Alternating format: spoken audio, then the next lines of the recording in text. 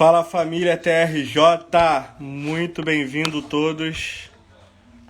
Fala família TRJ, um prazer muito grande estar aqui com vocês. Vamos entrando aí.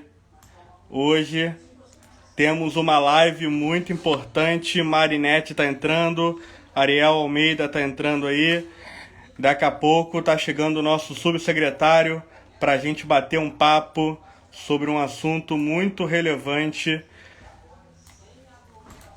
Professor Michel já está aí na live, então vamos já vamos chamar o professor Michel para a gente poder bater um papo hoje, muito importante. É um prazer muito grande podermos... Neném entrou. Neném, um prazer muito grande. Eu quero agradecer aqui a duas pessoas que fazem parte da minha vida nessa caminhada TRJ. Família TRJ, Janaína e Neném. Eu sou muito grato a Deus pela vida de vocês, tá? Henry entrou. Fala, Henry, tudo bem? Professor Michel. Professor Michel, já vou te chamar então pra gente poder bater o nosso papo. Vou chamar aqui o professor Michel, tá bom? Professor Michel, vou te chamar aí pra gente poder então...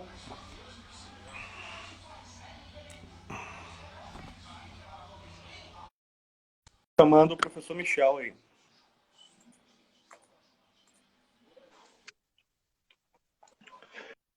Opa! Fala, meu Boa noite. secretário. Tudo bem? Boa noite. Tudo bem, meu amigo? Como é que você tá?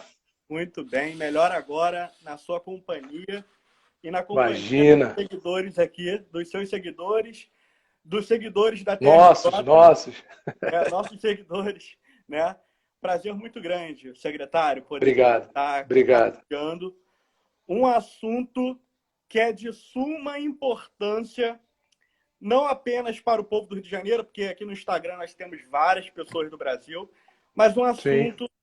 que está em pauta em nossa cidade e também naquilo que você entende muito bem, que é esporte, né? Hoje o nosso assunto, nós vamos conversar sobre esporte como ferramenta de transformação e inclusão social. Então, aqui na nossa live a gente tem um prazer, já é a segunda live, já é a terceira, né? Vamos para a quarta já, quarta live que a TRJ faz. Para quem está chegando agora, a TRJ, né? Ela não é apenas uma torcida apaixonada por um time, por um esporte seletivo.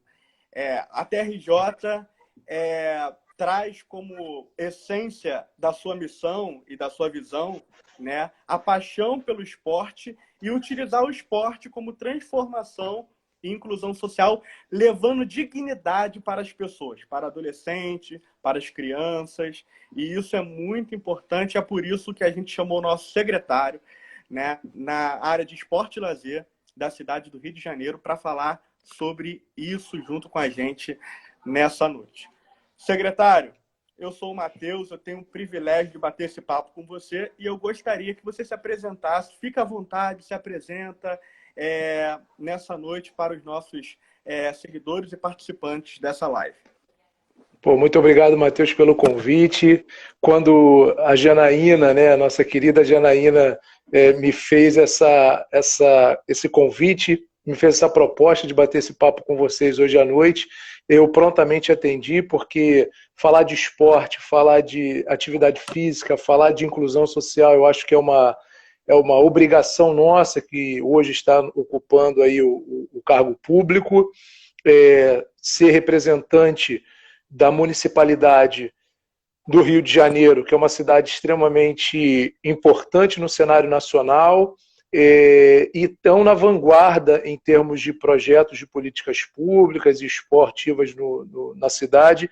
Para mim é uma honra, cara. Eu fico muito à vontade. Obrigado aí pelo convite, Matheus. Você sempre muito gentil, e com as suas palavras aí eu me sinto até lisonjeado, envaidecido por tanta deferência, e espero poder atender, cara, a expectativa do pessoal, tá? Eu espero que a internet hoje não dê problema, porque Verdade.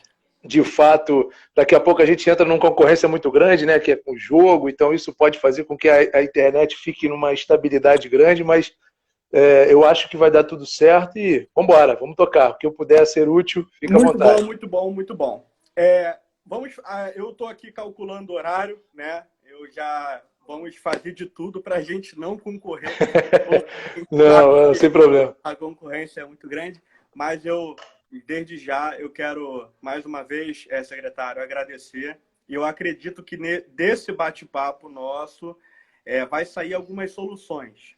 E soluções e estratégias novas para nós, como cidadãos e voluntários que amam o esporte e querem trazer, aumentar essa credibilidade do esporte para as nossas crianças e adolescentes de várias comunidades que cercam o nosso estado do Rio de Janeiro, né? Secretário, nós temos algumas perguntas e nós vamos conversando dentro dessas perguntas aqui, e dessas perguntas nascem, né, a nossa live de hoje, respondendo esse tema, né? A primeira pergunta que eu tenho para fazer ao senhor nessa noite é... Matheus, desculpa te interromper, desculpa, você, cara, não tem essa formalidade comigo, não, por favor, claro. Você. Vamos lá, então. De que forma, professor, de que forma o esporte pode transformar e acrescentar na vida de um jovem que esteja em vulnerabilidade social? Por exemplo, há 2 anos atrás, eu era voluntário no Departamento de Ações Socioeducativas, no DEGASE, né? Exatamente na cidade do Rio de Janeiro, ali na Ilha do Governador. E ali ali tem adolescentes em vulnerabilidade de risco, né? Estão cumprindo a advertência deles. E durante muito tempo, lá em Bangu, no Santo Expedito, no Educandário Santo Expedito e no DEGASE da Ilha do Governador, um trabalho religioso promovia ações esportivas, né? E as ações esportivas era uma prática constante, toda segunda-feira, lá no ESE Santo Expedito, em Bangu e na Ilha do Governador, toda quarta-feira. E era uma forma da gente interagir com aqueles adolescentes e jovens, e era uma forma também de tirá-los a motivação de retornarem para o tráfico. Então, eu quero te perguntar, secretário, nessa noite, de que forma o esporte ele pode transformar e acrescentar na vida de um jovem em vulnerabilidade social? Vamos lá, Matheus. Respondendo a sua pergunta, eu vou fazer aqui um breve histórico, ou um levantamento histórico, né, trazendo à luz algumas informações que talvez ajude a gente a entender melhor esse cenário, nesse contexto de resposta que eu quero te dar. Eu tive a oportunidade eu sou professor de educação física, né? Então talvez algumas pessoas aí não saibam, mas a minha primeira formação é em educação física, muito orgulhoso da formação, muito orgulhoso da capacidade e da força que a educação física tem, e aí eu vou transferir o discurso educação física / esporte, tá? No contexto social. Essa é uma primeira questão que a gente precisa deixar bastante destacada, porque tem a ver com essa pergunta que você me fez. E quando eu me formei em 2000, aproximadamente 20 anos, né, para ser bem exato, 20 anos de formado, e próximo de me formar, ali em torno de 98, 99, eu tive a oportunidade também de trabalhar no DEGASE, no Padre Severino. E eu tive o primeiro contato com menores infratores, e eu tive ali uma experiência muito marcante na minha vida profissional, na minha carreira profissional. Por quê? Porque era a única forma que eu tinha de me comunicar com aqueles meninos, porque ali era exclusivamente de meninos do Padre Severino, a única forma que eu tinha de me comunicar com eles era através do esporte. A única forma que eu tinha para conversar com eles e chegar em qualquer um deles era levando uma fala do esporte. Isso, eu acho que é o grande diferente, o grande divisor de águas na minha formação profissional. E como fui morador de Bangu durante muitos anos, eu conheci ali o Educandário Santo Expedito, sei exatamente a realidade do que é essa questão de crianças que estão em confinamento, e que estão, muitas das vezes, sem uma oferta de uma atividade com qualidade. Porque eu acho que quando você me pergunta qual é o papel do esporte na transformação, no processo de formação, no processo de inclusão social, não é o esporte pelo esporte, e sim o esporte com qualidade, o esporte com o viés educacional. Eu vi em algum momento aqui que alguém perguntou sobre a questão da obrigatoriedade da educação física na escola.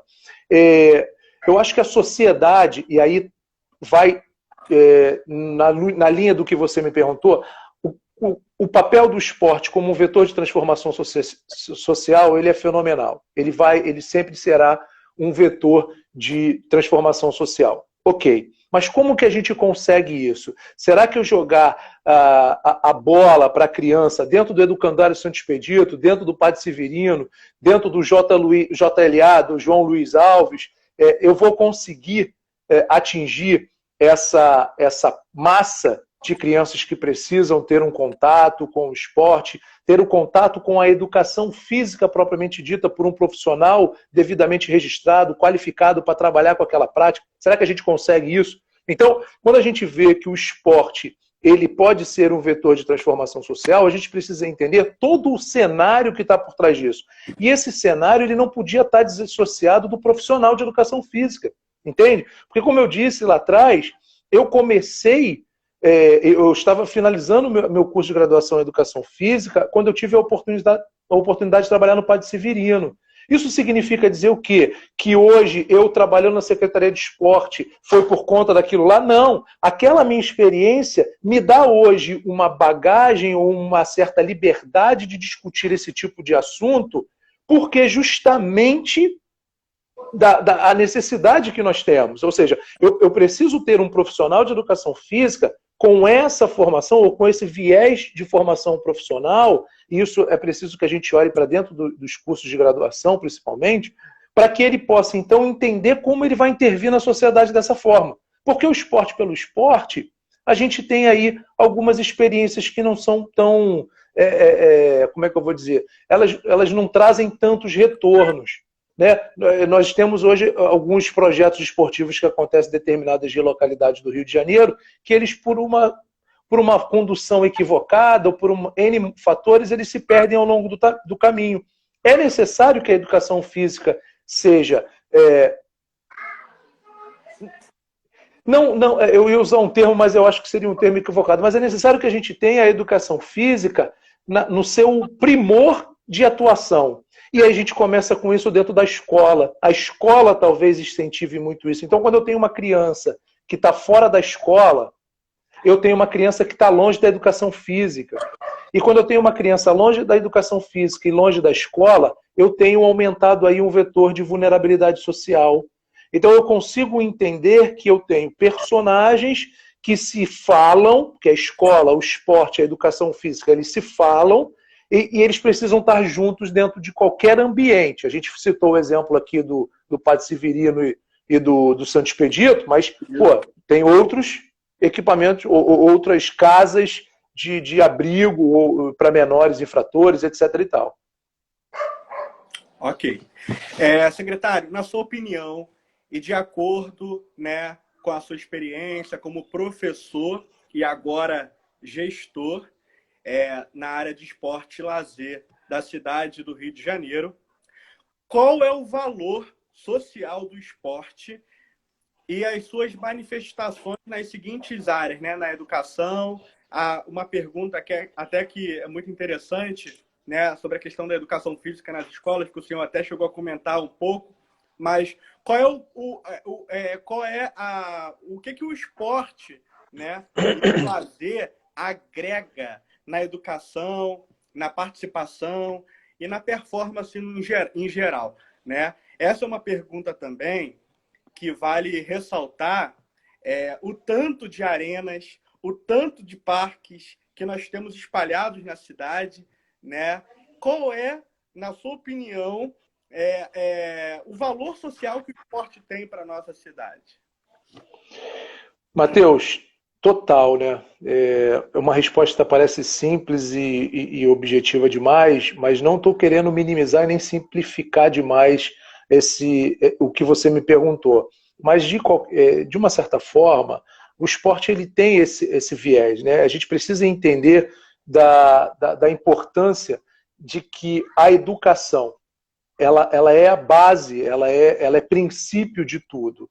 A gente usa a educação física, nós utilizamos a educação física para educar através do corpo, através do movimento, de forma lúdica, de forma prazerosa. Então, quando eu tenho um profissional de educação física bem formado, com qualidade, para que ele possa, de alguma forma, atender a uma comunidade ou uma localidade que ele esteja atuando, é necessário que a gente veja o quanto de profundidade tem na formação desse profissional. Então, quando você menciona que o quanto o esporte pode ter de impacto positivo na formação desse cidadão, por isso que eu respondi imediatamente, total, ele tem um impacto absurdo, porque ele passa por uma questão educacional. Né? E quando você menciona os equipamentos públicos, parques, praças, e aí, no caso, eu vou chamar a atenção para as vilas olímpicas, são equipamentos que permitem a capilaridade dessas ações que são previamente estabelecidas, o que a gente chama, de uma forma um pouco mais ampliada, de política pública. Eu não faço política pública. Eu, como gestor da Subsecretaria de Esporte e Lazer, eu não faço política pública, eu executo a política pública. A política pública parte de quem? Da sociedade. Então, se eu não tenho uma sociedade enganjada, entendendo qual é o impacto e a importância desse profissional de educação física e a sua atuação na sociedade, eu não vou fazer aquilo que a sociedade espera de mim. Entende? Então, eu ter um parque, eu ter uma praça, eu tenho um espaço público que pode ser muito bem utilizado. Mas se eu não entender, se a sociedade não entender que eu preciso envolver o poder público, se eu não consigo envolver o poder legislativo, eu não consigo envolver a classe, o Conselho Regional de Educação Física, os profissionais de educação física, as instituições de ensino superior, eu não construo essa política pública. Então, assim, ter o local é fundamental. Ele é importante. Sem ele, não é que você não consiga fazer, você tem mais dificuldade de realizar, mas você consegue. Só que a gente pode ter uma situação otimizada. Eu posso ter a presença desses personagens que eu citei agora para facilitar esse entendimento e colocar o esporte nessa linha. Fala, fica à vontade. Uma pergunta. Existem profissionais da prefeitura, da área de educação física, que exerçam algum tipo de estratégia? A gente vê, eu morei durante muito tempo na Tijuca e eu via de manhã sempre ali na Praça Sans Pena os professores que exercitavam a terceira idade ali na Praça Sans Pena. São ações da prefeitura na área do esporte e lazer, esses tipos de estratégias? São estratégias que a Secretaria de Esporte ela acaba, de alguma forma, estimulando que ocorra. Só que a gente precisa entender também, Matheus, o seguinte, muita gente... a situação que a gente vive hoje, ela é uma situação muito peculiar no sentido de nós termos uma quantidade de problemas financeiros que se agravam ao longo do tempo. Né? Hoje, eu gostaria muito de falar para você que a quantidade de eventos esportivos que a cidade poderia ter, na minha opinião, deveria ser o triplo. Mas, na verdade, isso não acontece. Por que não acontece? Porque para eu pensar um profissional de educação física na Praça Sans Penhas, dinamizando uma atividade para um grupo de alunos da terceira idade, eu preciso valorizar esse profissional e eu preciso também pagar esse profissional. Concorda? Porque ninguém vai querer trabalhar de graça. Alguns profissionais, até por uma questão de brio pessoal, de envolvimento com a causa, ele até ele abre um horário na agenda dele, de forma voluntária ele vai lá desempenhar esse papel dele. Não vejo problema nenhum nisso. Mas também acho que é importante que todo profissional seja devidamente remunerado para desenvolver essa tarefa. E quando a gente fala disso, a gente precisa entender que a gente continua exacerbando o primeiro segmento, né? ou colocando demais, peso demais no segmento público para custear essas ações. Lembra quando eu falei que é necessário pensar naquela tríade sociedade, poder público e categorias, ou seja, a sociedade, nesse caso, não é só pessoas utilizando a prática, e sim empresas que, por algum motivo, queiram financiar algum projeto nessa natureza. Existem leis de responsabilidade social que poderiam ser definitivamente utilizadas para serem aplicadas em projetos dessa natureza, mas a gente acaba não vendo isso acontecer. A gente cobra muito do poder público que ele faça. E eu acho que tem que cobrar. Acho mesmo, entendeu? Se nós não cobrarmos, a gente não vai estar fazendo nosso papel como organização civil ou como entidade da sociedade de forma participativa. Só que, quando a gente vai para a esfera do poder público, a gente verifica que a máquina pública ela está extremamente pesada e que isso não tem uma longevidade. Se nós ficarmos dependendo desse setor eternamente, vai chegar um momento que isso não vai ter um fim. Isso não vai conseguir dar continuidade. E aí a gente vai se deparar com uma situação muito ruim, porque a gente vai depender do poder público para fazer, porque a gente acredita, a sociedade entende que, de uma forma ou de outra, é obrigação do Estado promover. Ele precisa, sim, ofertar, mas ele não precisa ofertar exclusivamente bancando aquela ação. Ele pode ofertar em parceria com a iniciativa privada. Perfeito. Aí que vem a pergunta, e de que forma o Estado, né, a Prefeitura, ela poderia impulsionar as atividades filantrópicas que nascem, por exemplo, como a TRJ. A TRJ é um movimento, né, que tem o objetivo de transformar vidas de adolescentes e de crianças, principalmente na área esportiva. De que forma a Prefeitura, qual é a política pública que incentiva essa ação filantrópica numa parceria? O que, por exemplo, o poder público poderia fazer para promover, né, esse trabalho? Recursos? Que recursos são esses? Você poderia, por favor, responder isso?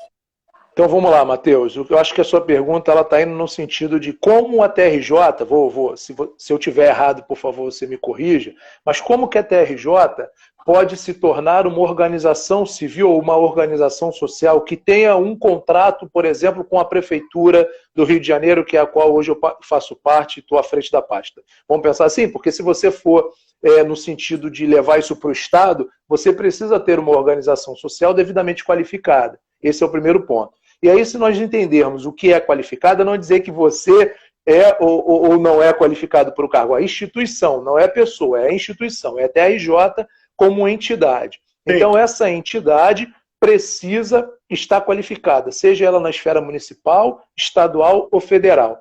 Por quê? Porque para cada esfera dessa existe um programa de acordo com uma lei de incentivo, por exemplo. Então, o município do Rio de Janeiro aprovou esse ano a lei de incentivo ao esporte para ser sancionada ainda pelo prefeito Marcelo Crivella. O governo do estado tem a lei de incentivo ao esporte, que utiliza ali o ICMS como contrapartida financeira. E o governo federal tem a lei de incentivo ao esporte no que tange o esporte na perspectiva da federação. Ou seja, a primeira coisa é você estar qualificado como organização social para captar esse recurso e prestar algum serviço junto à prefeitura, ao Estado ou à federação, o governo do Estado ou a federação.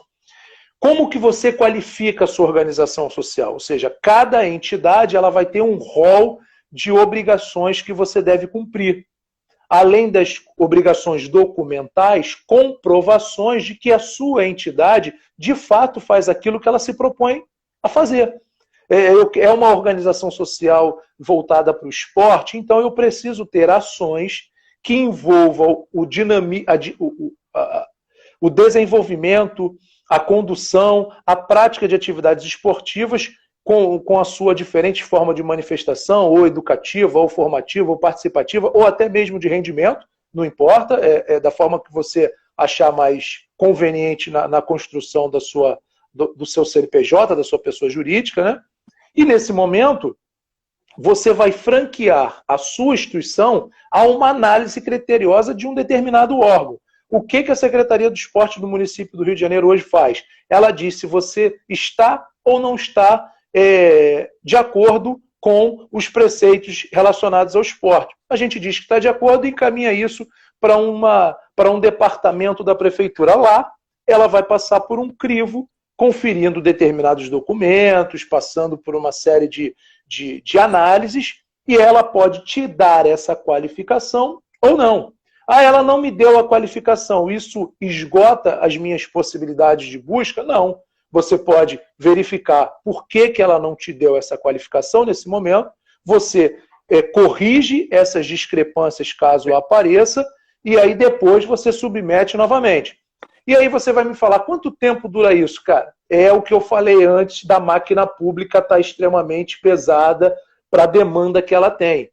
Hoje, eu diria a você que, tendo um contrato com o governo federal, estadual, municipal, te abre muitas portas para você captar recursos na iniciativa privada, concordo. Mas você pode fazer da sua organização, torná-la uma organização social, sem fins lucrativos, é óbvio, apta a captar recursos de uma entidade privada e não necessariamente ter o contrato com o poder público. Então, o que eu penso hoje é que talvez não discutirmos isso dentro das universidades, por exemplo, dentro dos fóruns educacionais, dentro de palestras, isso faz com que as pessoas não saibam que caminho prosseguir. E é o que você acabou de me perguntar. Como que eu faço para transformar uma organização em captadora de recursos ou para ter contrato com a prefeitura? Algumas pessoas acham, até, Matheus, só para ilustrar, não dizendo que seja o seu caso, é óbvio, mas algumas pessoas acham que ela escrever lá um projeto, sei lá, de futevôlei para ser realizado na Praia da Barra da Tijuca, ela vai levar lá na Secretaria de Esporte e ela vai executar. Isso não vai acontecer, entendeu? O caminho que essa organização social ou esse CNPJ precisa percorrer, ele é longo. E é necessário que a gente tenha perseverança para chegar ao objetivo proposto, entendeu? O objetivo que se estabeleceu lá atrás. Entendi. Retratando aqui, eu acredito que essas ações, né, existem muitas ações desenvolvidas por filantropia na cidade do Rio, no estado do Rio, que não contam com apoio nem nenhum tipo de financiamento do poder público, até porque foi o que o senhor falou. O poder público está muito sobrecarregado, ainda mais nesse período de coronavírus, onde a gente tem focado total atenção para as vítimas do coronavírus na cidade do Rio, e o esporte está parado. Então, não está. O esporte não está parado. Aí é que está. Entendi isso. Isso, essa é uma outra pergunta que justamente eu vou fazer agora para o senhor.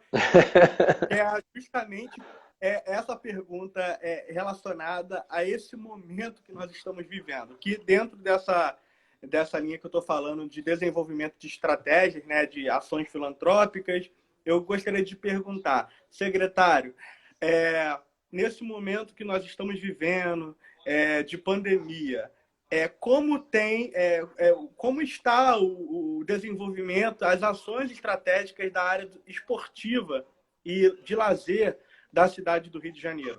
Por exemplo, nós vemos o futebol, por exemplo, alguns clubes, né, se organizando, mas a gente vê muita coisa ainda que não voltou porque envolve aglomeração, né? Por exemplo, eu citei aqui o caso da terceira idade, um projeto muito legal da prefeitura que reúne todos os senhores de manhã para fazer exercício físico, né? Como é que essas ações vão retornar? Elas já estão acontecendo? De que forma estão acontecendo? Explica melhor um pouquinho. Boa pergunta, Matheus. Primeiro a gente precisa, antes de responder a sua pergunta, fazer uma reflexão. O processo da pandemia, ele veio de forma avassaladora, né? Foi um vírus que surgiu aí do outro lado do mundo, pegou muita gente de surpresa, isso fez com que as pessoas não soubessem lidar com essa nova realidade. Falar para o indivíduo, vamos falar da nossa realidade aqui, falar para o indivíduo que ele não pode mais apertar a mão, que ele não pode mais abraçar, não pode mais cumprimentar de uma forma mais calorosa como nós temos de hábito, se torna uma coisa muito impactante. E falar mais ainda para a pessoa ficar em casa é mais difícil ainda mais aquelas pessoas que têm esse hábito de estar fazendo as atividades externas. Então isso tudo faz com que o comportamento da sociedade tenha que mudar de uma forma muito abrupta. E quando o ser humano se depara com situações dessa magnitude, as reações são as diversas. Então, a gente acredita que muitas empresas, a gente viu isso, relatos em alguns veículos de comunicação, que algumas empresas demitiram funcionários, que a produção caiu e para ela diminuir o custo ela teve que mandar muita gente embora. A gente só consegue ver o lado pessimista da coisa. Mas eu digo a você que muitas empresas continuam contratando, muitas empresas aumentaram seus lucros, muitas empresas continuaram vendendo, ou seja, tem alguma coisa acontecendo paralelo à pandemia desastrosa que não é tão desastrosa assim. E isso vai responder também para o esporte. Por quê? As Vilas Olímpicas, por exemplo, no município do Rio de Janeiro, tiveram a permissão de serem reabertas no dia 10 de julho. Nós entendemos que, em virtude da situação orçamentária que o município passa, e graças a Deus conseguimos resolver, nós poderíamos postergar essa reabertura do dia 10 para o dia 20. E aí nós entendemos o seguinte: como que a gente pode fazer isso de uma forma segura? Eu preciso levar em consideração o tipo de modalidade esportiva que eu vou oferecer no lugar. Se eu tenho esse público de terceira idade, se essas pessoas têm o maior risco de contaminação ou são mais suscetíveis ao desenvolvimento ou agravamento da doença, poderia dizer assim, eu preciso tomar cuidado com elas. Eu preciso ter um protocolo que me garanta um mínimo de segurança do profissional que vai desenvolver essa atividade para ir em contato com o meu aluno. Então, nós desenvolvemos um protocolo de reabertura desses equipamentos esportivos a fim de atender a população da melhor maneira possível. E aí você pensa, mas você, nesse período, fez o quê? Nós utilizamos a internet, isso que nós estamos fazendo agora. Essa ferramenta tecnológica permitiu com que as pessoas se aproximassem. Essa ferramenta tecnológica ela não fez com que as pessoas se afastassem, pelo contrário, com que as pessoas se aproximassem. Então, se ela fez com que as pessoas se aproximassem, eu aproximei o meu aluno do meu professor.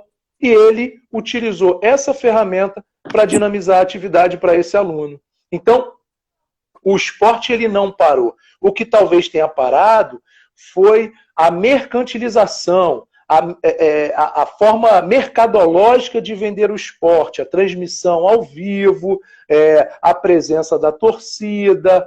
A gente pode ter visto isso como sendo uma forma de ter afastado o esporte da sociedade, mas ela não afastou. Por que que a gente pensa assim? E não estou dizendo que esse pensamento seja seu. Mais uma vez eu volto a dizer, é muito importante que a sociedade se aproprie desse poder que ela tem. É muito importante que a TRJ reconheça no profissional de educação física o profissional que vai desenvolver essas atividades com o público que ela está fazendo um projeto.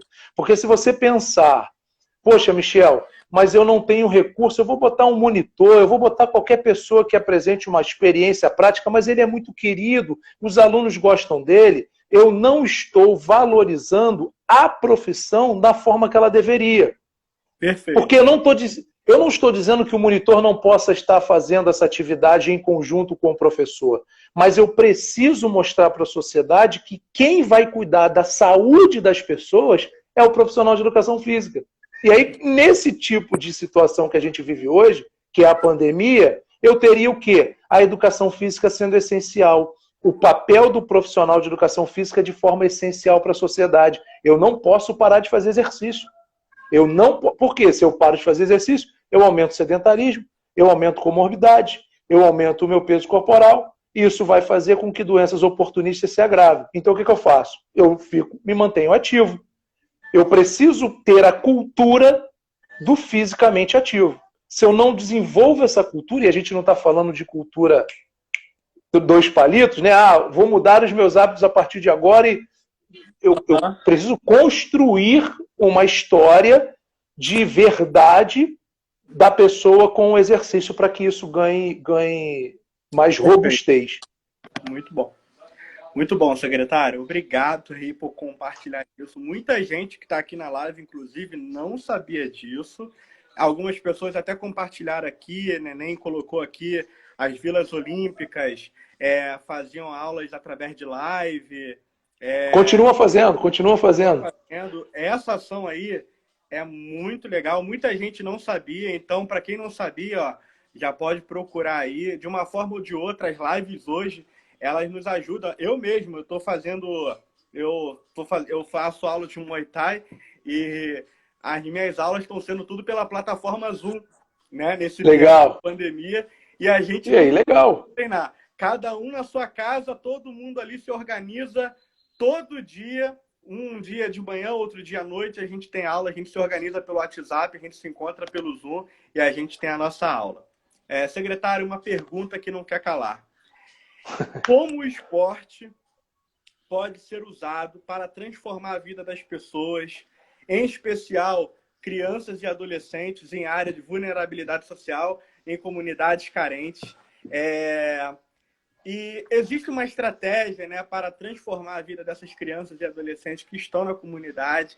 Como que podemos alcançá-los? A gente vê a TRJ fazendo um trabalho lindo com crianças e adolescentes na área do voleibol, nas Vilas Olímpicas também, a TRJ, que atua diretamente com crianças na área de comunidade carente, levaram dignidade para famílias. E o esporte tem muito disso. A gente vê no futebol mesmo, né?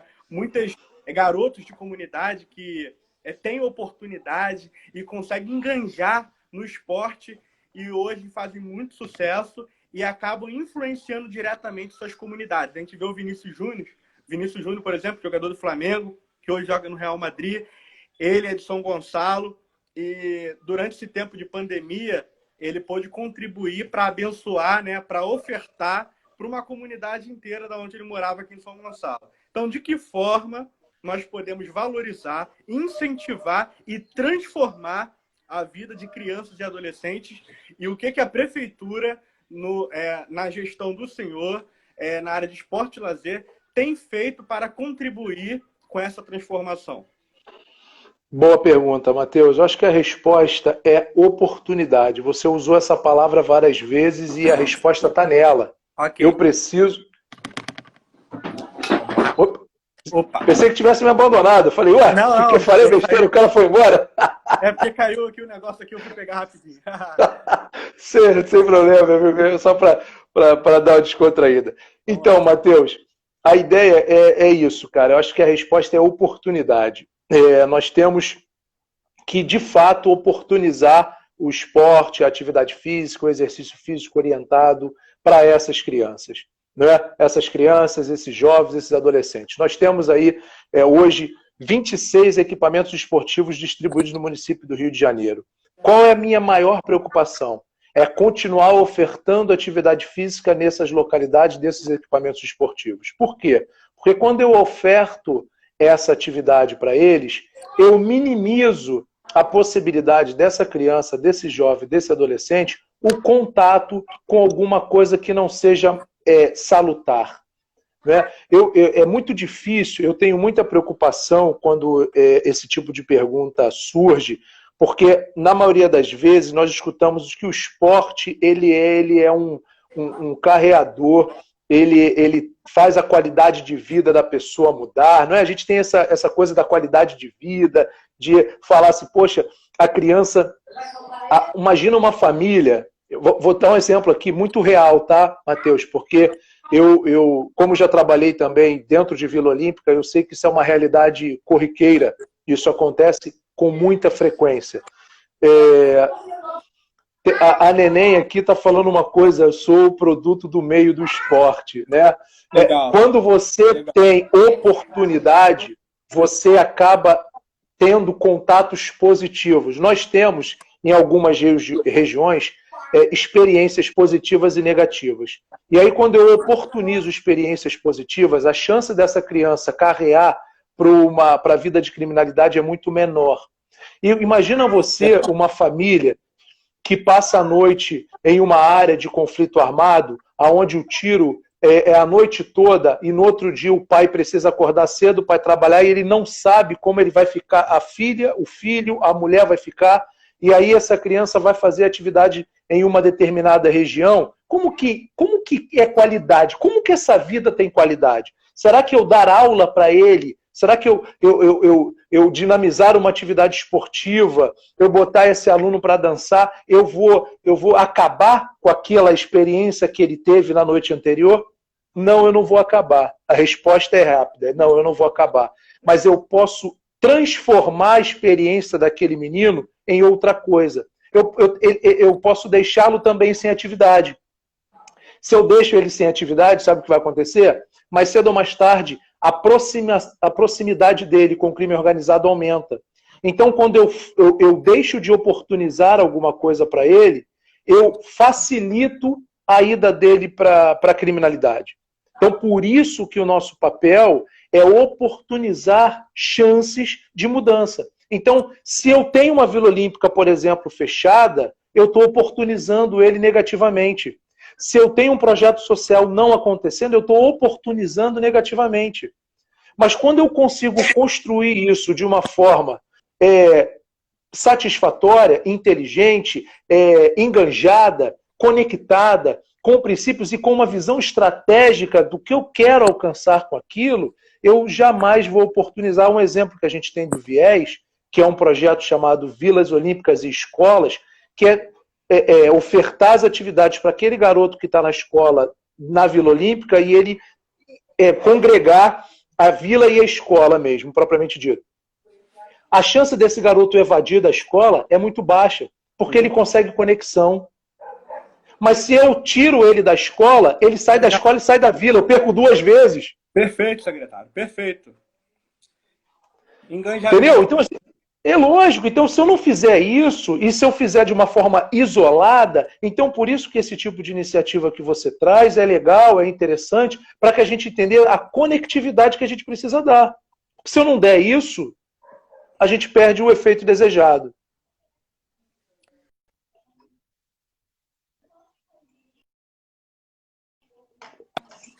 Tá me ouvindo? Tá me ouvindo? Tô te ouvindo. A Betânia falou ali, a transformação.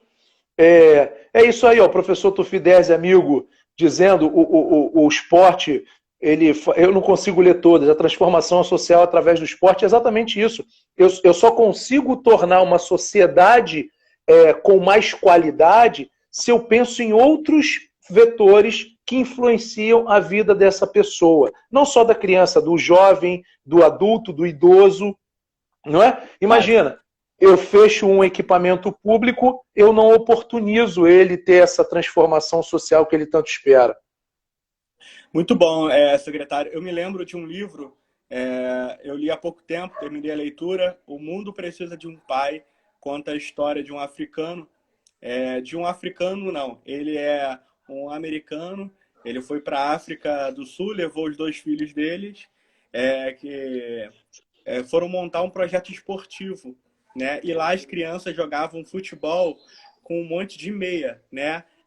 Uma meia juntada à outra e fazia uma bola de futebol. Quando ele viu aquilo chamou a atenção dele para transformar aquela realidade. Ele levou uma bola, né? Jogou naquele campo e começou a fazer um trabalho, né? De conscientização com aquelas crianças. E dali ele montou uma escola. E essa escola hoje fica ali em Stellenbosch, na África do Sul, nessa cidade. E através dessa escola que ele montou, ele tem levado dignidade, porque é uma escola gratuita, e o incentivo dessa escola é todo voltado para a área esportiva. Então, essa história me impactou, como me impacta, né, as várias atividades sociais que são feitas na cidade do Rio de Janeiro, que realmente, sintetizando, resumindo, tudo que a gente tem visto aqui de comentários na live, o esporte, ele realmente é uma ação que promove esperança de transformação. E a gente tem visto isso e meus parabéns por estar desenvolvendo ações que realmente têm transformado a vida de adolescentes, jovens, crianças na cidade do Rio de Janeiro. Não só na cidade, a gente tem visto também no estado também do Rio. Matheus, só te interrompo, desculpa, você me fez essa pausa, eu aproveitei a oportunidade para fazer. Eu, na verdade, cara, eu sou apenas uma pessoa que talvez dê publicidade a isso. Hoje eu já não estou, de fato, atuando na Vila Olímpica, então quem faz isso são os professores, de fato, né? Eu acho que eu tenho que agradecer muito aos mais de 400 professores de educação física que trabalham nas Vilas Olímpicas, eu tenho que agradecer as assistentes sociais, eu tenho que agradecer os psicólogos, eu tenho que agradecer os pedagogos, porque são eles, os técnicos de enfermagem, ou seja, eu preciso agradecer esses profissionais porque são eles que vão, de alguma forma, voltando à palavra, oportunizar com que aquela pessoa tenha contato com algo melhor do que ele talvez encontre no seu dia a dia. Porque eu gostaria de estar, talvez, fazendo mais do que eu poderia. Mas, assim, o que eu posso fazer, e aí qual é eu acho que o meu maior compromisso é manter esses equipamentos esportivos funcionando e mantendo acesa essa chama de que é possível que a gente transforme a vida das pessoas utilizando o esporte, utilizando o exercício físico, utilizando a atividade física. A gente pode mudar um cenário como talvez essa ferramenta, essa bola que você citou, lá da África do Sul, possa ser uma forma de transformação. É na bola que ele vai encontrar a luz para um estado de vida que ele não tinha encontrado. Então a gente materializa naquela bola uma situação que ele não encontra no dia a dia, porque a referência que ele tinha era uma bola de meia. Então você veja bem, eu tenho uma bola que transforma, ou seja, a oportunidade daquela criança ter tido contato com essa bola transforma o imaginário dela para uma outra, leva ela para uma outra dimensão mental, entende? Então isso eu acho que é o grande barato, cara. Secretário, falando sério agora, a questão das crianças e adolescentes que precisam ter acesso aos grandes eventos esportivos. E a gente vê que existe, por exemplo, uma dificuldade aos grandes eventos esportivos, crianças carentes que não têm condição, por exemplo, famílias que não têm condição de pagar o valor que é cobrado para os grandes eventos esportivos. Como facilitar isso? Eu acredito que ter uma política ali de acesso facilitaria muito, né? Nós tivemos o ano passado uma ação nas Vilas Olímpicas que foi a Copa Verde. Foi uma menção sobre os países que queriam disputar o torneio de futebol, e nesse torneio nós envolvemos todos os países e eles tinham que fazer um painel com material reciclado. O prêmio da Vila Olímpica que tivesse o painel mais bonito, e foi feito um júri de jogadores de futebol, fizemos um barato bem legal e teve um engajamento muito legal da comunidade, enfim, dos alunos, e o prêmio foi uma visita ao fazer um tour ao Museu do Maracanã. Quantas crianças, talvez da localidade do Caju, que foi a Vila Olímpica vencedora, não tinham tido essa oportunidade até aquele momento? Verdade. Então, eu acho que esse é o nosso papel. Então, nesse sentido, nós temos que sim pensar de formas de viabilizar esse acesso. E eu acho que esse é o melhor caminho, Matheus. Muito bem. E essas ações são contínuas, secretário? São contínuas desde a medida que a gente tem a possibilidade de realizá-las. No momento a gente não tem. Por exemplo, a questão da pandemia, a gente não pode aglomerar as pessoas num determinado local, a gente não pode fazer esse tipo de coisa. Mas isso são ações que devem voltar, certamente. como diz o Cortella, não há mal que dure para sempre, não vai ter pandemia que dure para sempre. Então, naturalmente, isso vai passar, a gente vai voltar à nossa rotina com a maior brevidade, da melhor maneira possível, e a gente vai dar continuidade. Como diz um amigo, o mundo acabou, a gente está descobrindo, ou a gente ainda não entendeu que o mundo acabou, mas a gente está nessa vida e vamos segui-la com personalidade, com verdade. Eu acho que isso é o grande barato, né, Matheus? Vamos ter verdade e proferir palavras de verdade, que eu acho que vai valer muito a pena. É verdade. Secretário, só para a gente caminhar já aí para o encerramento da nossa live, que está muito boa, dizer para as pessoas que estão comentando aqui, tem muita pergunta, né? Só que a gente a gente está seguindo um caminho aqui. A gente acredita que em outro momento a gente vai ter. Uma hora geralmente que o Instagram permite que a gente faça a live, né? E sendo assim, quando acaba esse período de uma hora, a gente pode recomeçar de novo. Mas aqui a gente tem um compromisso, a gente marcou esse encontro, a gente espera marcar um possível encontro futuramente para a gente poder conversar mais, porque é muito assunto. Né? Não, eu imagino. Sem problema. Conversando, sempre nasce muitas perguntas. Então, com certeza. Paciência, né, a todos que estão participando. E as perguntas que vocês estão fazendo são muito importantes. Algumas já foram respondidas, então algumas pessoas que estão chegando agora, eu solicito que veja a live depois, que vai ficar gravada, para você pegar o feedback, poder anotar tudo. É muito importante a sua participação na live como cidadão, que também aproveita aqui a presença do secretário para perguntar, para tirar dúvida, para querer se interagir a respeito daquilo que está acontecendo na cidade do Rio de Janeiro. Matheus, uma pergunta. Secretário, tá. Alguma coisa? Pode falar. Não, fica à vontade. Pode fazer a sua pergunta. Tá. Não, faz a sua pergunta. Voltada para a questão da pessoas físicas, né, que queiram participar de atividade esportiva, tem acessibilidade, como que é feito isso, ativa e lazer também nós, na cidade do Rio de Janeiro. Nós entendemos que as pessoas... Desculpa até te cortar, mas parte da mesma pergunta. Quais são os tipos de ações de lazer, né, que são desempenhadas também para o público, né, que não é deficiente, também para o público que é deficiente físico? Matheus, as pessoas com deficiência, elas têm todas as oportunidades, não, melhor, elas têm todos os direitos das pessoas que não têm deficiência. Infelizmente, nem sempre elas têm a oportunidade que as pessoas sem deficiência têm. É essa a diferença. Lembra quando a gente falou que é oportunizar a criança a ter contato com o esporte? A pessoa com deficiência também ela precisa ser oportunizada, ela precisa ter uma chance de encontrar um local que ofereça atividade para ela. Ela precisa encontrar um local que não faça uma atividade sozinha. Ela precisa encontrar um local que ela possa interagir com outras crianças para então ela entender que ela faz parte dessa sociedade. O que eu não posso fazer é segregar. O que eu não posso fazer é dizer para ela assim, não, você vai fazer uma aula separada porque você tem deficiência. Eu não estou incluindo essa criança na atividade e eu estou fazendo um contrassenso a tudo isso que nós falamos até agora.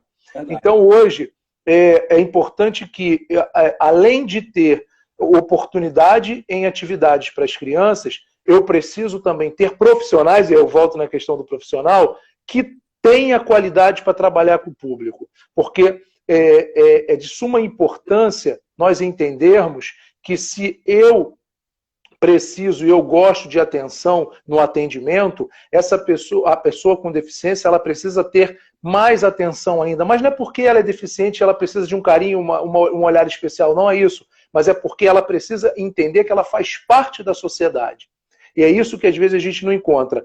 E quando a gente fala, mais uma vez, das Vilas Olímpicas, eu tenho muito orgulho de dizer da qualidade dos professores que nós temos nas Vilas Olímpicas e no atendimento que nós temos nas Vilas Olímpicas. Hoje, a gente oferece diferentes modalidades para diferentes tipos de deficiência. Ou seja, eu tenho atividade para pessoas com deficiência visual, auditiva, eu tenho deficiência motora, eu tenho uma série do espectro do transtorno do espectro do autismo, eu tenho uma série de deficiências que naquele ambiente a criança não se sente isolada, ela faz parte de um grupo, ela faz parte de um todo.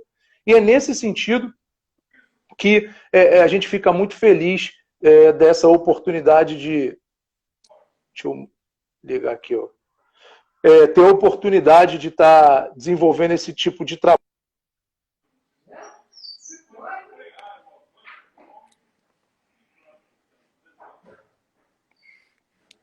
Secretário, tá me ouvindo, secretário? Parou a live aí.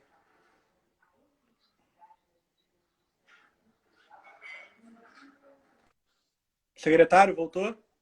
Voltei, estou aqui. Eu estava aqui. Você não estava me vendo? Deu uma travada, eu não ouvi você Perdão. na última fala. Mas... Não, eu acredito, a gente continua, eu fico muito orgulhoso de continuar vendo nas Vilas Olímpicas o acesso dessas crianças nas vilas, com profissionais de qualidade, sendo atividades inclusivas, e não só pessoas com deficiência, porque eu posso ter um garoto que tenha uma destreza esportiva muito grande, e em alguns casos ele acaba sendo excluído da atividade. Eu preciso incluí-lo na atividade. Né? Eu tenho 1,92 m, né, cara? Eu sou alto. Então imagina eu na quinta série, eu já era o mais alto da turma. E, poxa, o professor me deixava de lado na hora de uma brincadeira que as crianças participavam, os menores participavam, mas quando era no basquete, eu era o primeiro a ser escolhido. Então, assim, é necessário que a gente tenha esse tipo de discernimento e enxergue, não só nas Vilas Olímpicas, mas nas naves do conhecimento, junto à Secretaria Municipal de Pessoas com Deficiência e Ciência e Tecnologia, nas Forças Armadas, no programa do Profesp. Então, assim, nós temos hoje uma capilaridade muito grande e eu acho que esse que é o grande barato da atividade, entendeu?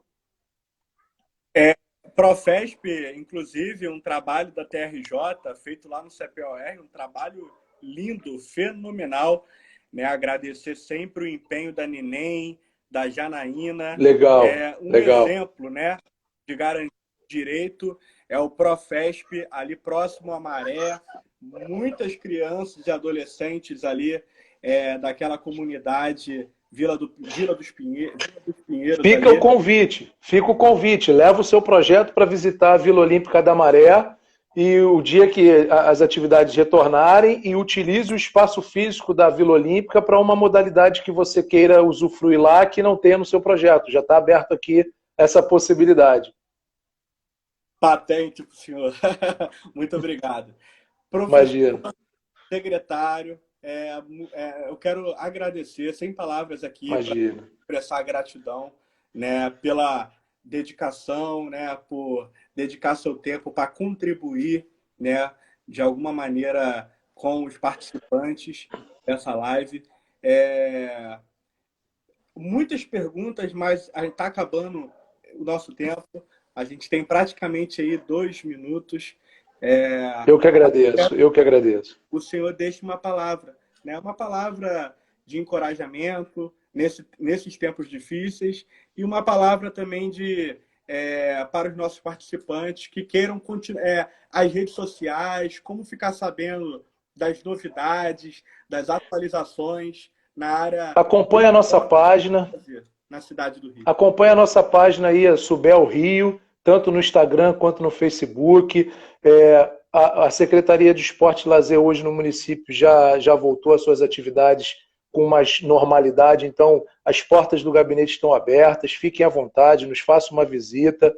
Vocês são a sociedade toda, a TRJ, enfim, todo mundo, o SESC é nosso parceiro, então eu fico muito feliz de estar à frente dessa pasta e podendo dar continuidade a um trabalho sério e bem feito que vem sendo desenvolvido ao longo dos anos.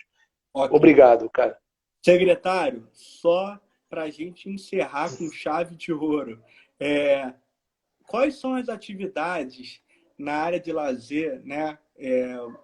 A gente chegou a comentar um pouco sobre isso, mas as atividades nesse período assim de pandemia, as atividades que estão sendo promovidas na área de lazer, não só nas Vilas Olímpicas, mas no todo, na cidade do Rio, por favor.